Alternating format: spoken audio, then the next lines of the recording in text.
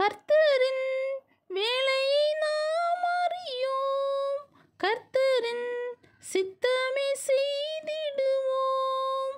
கர்த்தரின் வேலையை நாம் அறியோம், கர்த்தரின் சித்தமே செய்திடுவோம்.